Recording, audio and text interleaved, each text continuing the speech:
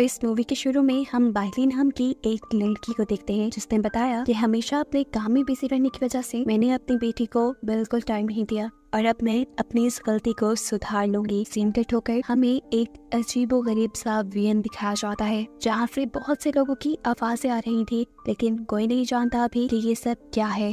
खैर अभी हमें हाइरी और उसके एक कलीग को दिखाया जाता है। ये लोग वंडरलैंड नामी एक कंपनी के लिए काम करते हैं और उनके सामने एक स्क्रीन बनी है जिस स्क्रीन में ये लोग बाइली को देख पा रहे हैं और बाइली इस टाइम एक एयरपोर्ट पर है। एयरपोर्ट पर उसके पास एक पैसेंजर आकर बैठता है जिससे उसकी काफी बातें हुई, जिसके बाद अपनी फ्लाइट अनाउंसमेंट सुनकर वो यहाँ से चली गई। कुछ देर बाद हमें बाइली को एक रेगिस्तान में दिखाया गया जहाँ वो काम करने के लिए आई थी। वो एक आर्कियोलॉजिस्ट थी। यहाँ पहुँचकर वो अपनी मॉम को कॉल करती है जिनके पास बाइली की बेटी भी थी। बाइली की बेटी उससे नाराज लग रही थी क्योंकि बाइली बिना बताए उसे छोड़कर इतने दिनों के लिए उससे दूर चली गई। अब सीन यहीं से कट होकर हमें नए सीन में एक एस्ट्रोनॉट को दिखाया जाता है। वो अपनी सैटेलाइट से ही जमीन पर जियोंगिन नामी लड़की को कॉल करता है। ये उसकी गर्लफ्रेंड थी। वो उससे बहुत प्यार करता था और बहुत ख्याल रखता था, यहाँ तक कि इतना दूर बैठे हुए भी वो उसे जगाता भी था। उसकी मेडिसिन और हर छोटी छोटी चीज का ख्याल रखते हुए वो उसे इन चीजों को याद दिलाता था। ये लड़का ही नहीं बल्कि जियोंगिन भी उससे बहुत प्यार करती है। वो एयर होस्टेस है। ऐसे में उसे बहुत से लोग ऐसे मिले जिन्होंने उसे प्रपोज किया, लेकिन उसने किसी का प्रपोजल कबूल नहीं किया। वो सालों से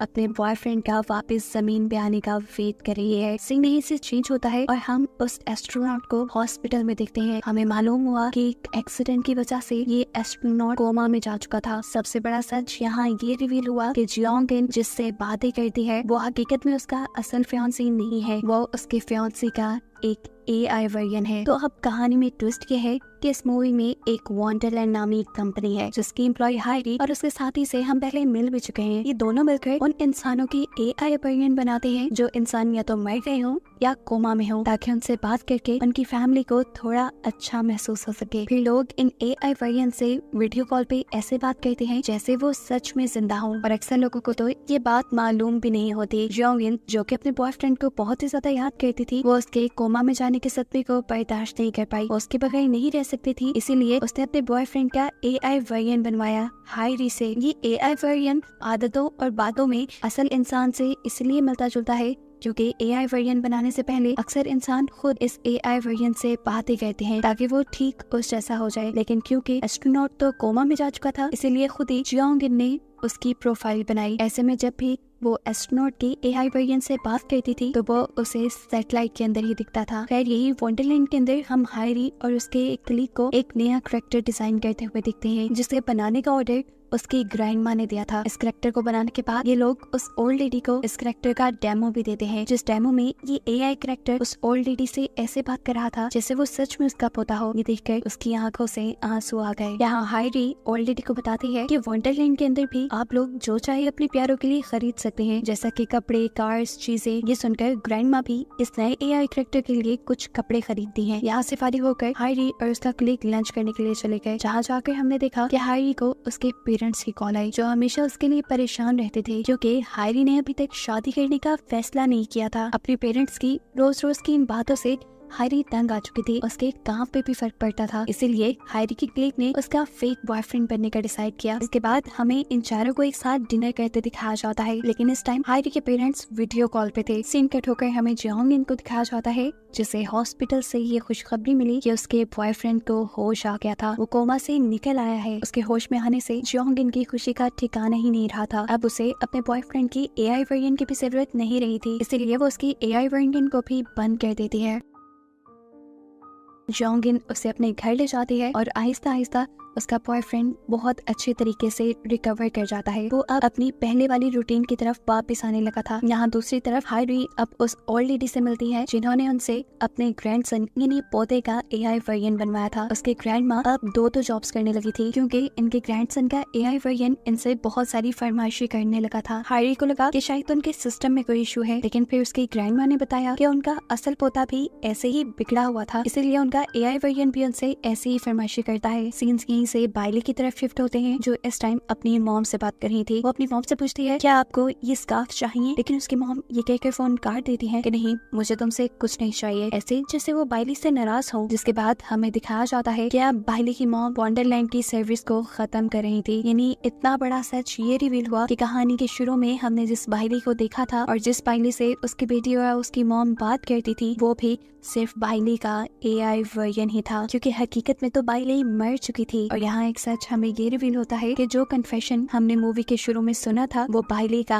अपना ही था। बाइली ने खुद वंडरलैंड की ये सब्सक्रिप्शन ली थी ताकि वो मरने के बाद भी अपनी बेटी को माँ की कमी महसूस होने ना दे। अब सीन वंडरलैंड की वर्चुअल दुनिया के अंदर शिफ्ट होते हैं, जहाँ बाइली को दिखाया जा रहा है। बाइली के पीछे वही इंसान है जिसे हमने बाइली के साथ एयरपोर्ट पे भी देखा था। यहाँ ये वर्चुअल सिस्टम वाली बाइली उस लड़के से अपनी प्रॉब्लम शेयर करती है कि उसकी मॉम पिछले कई दिनों से उसकी कॉल रिसीव नहीं कर रही। वो लड़के से कहती है मुझे लगता है कि ये सब सच नहीं है। इनकी बातों के दौरान यहाँ कोई बाइली के सामने बैठे हुए लड़के को आवाज देता है और लड़का यहाँ से चला जाता है। हम देखते हैं कि उस लड़के को असल में हायरी ने बुलाया था, वो भी असल दुनिया में। ऐसे हमें ये बात मालूम हुई कि ये लड़का अभी जिंदा था और जिंदा इंसानों के भी वंडरलैंड AI वर्जन बना लिया करती थी। इस लड़के ने खुद अपना AI वर्जन बनवाया था ताकि वो वंडरलैंड के अंदर जा सके, क्योंकि उसे बाइली से बहुत ज्यादा प्यार था। वो उसके साथ रहना चाहता था और ये एक ही तरीका था उसके पास कि वो किसी तरह बाइली के साथ रह सके, जो वंडरलैंड में जाकर मुमकिन हो पाया। यहाँ दूसरी तरफ जियोंगिन को लगने लगा था कि कोमा से वापस आने के बाद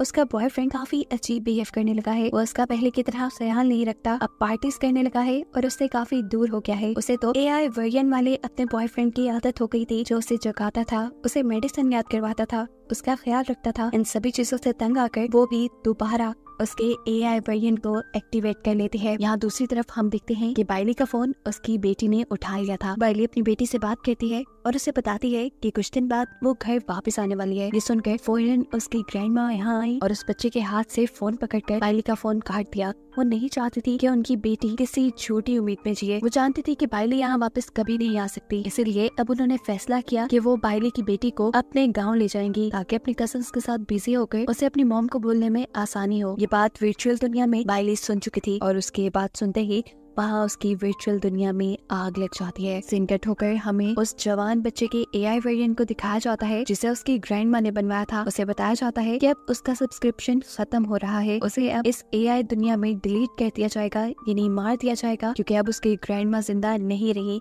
जिसके लिए उसे बनाया गया था। दूसरी तरफ जियोंगिन के बॉयफ्रेंड को भी ये बात पता चल जाती है कि जियोंगिन उसमें इंटरेस्ट छोड़कर उसके AI वर्जन से बातें करने लगी है। जबकि दूसरी तरफ हमें दोबारा बाइली को दिखाया जाता है। बाइली की बेटी एयरपोर्ट से उसे फोन करती है और उससे बात करने की कोशिश करती है। इससे पहले कि वो बात कर पाती, उसकी ग्रैंडमा ने उससे उसका फोन खींच लिया, जिसके गुस्से में वो बच्ची ग्रैंडमा के पास से भाग गई और एयरपोर्ट पर गुम हो गई। ये बात बाइली जान चुकी थी। वो अब किसी भी हाल में अपनी बेटी को ढूंढना चाहती थी, इसीलिए वो अब अपनी वंडरलैंड की दुनिया में अपनी कार लेकर इधर उधर घूमने लगी। और ऐसे हमें ये बात मालूम हुई कि बाइली वंडरलैंड की एक ऐसी कैरेक्टर है जिसे अपनी हकीकत पता ही नहीं। वो अपने आप को एक असली इंसान समझती है, इसीलिए वो अपनी बेटी को ढूंढने के लिए एयरपोर्ट आना चाहती है। और यही वजह है कि अब वो एक ऐसी AI बन गई है जिसके ऊपर इंसानों का यानी हायरी और वंडरलैंड का कंट्रोल नहीं रहा।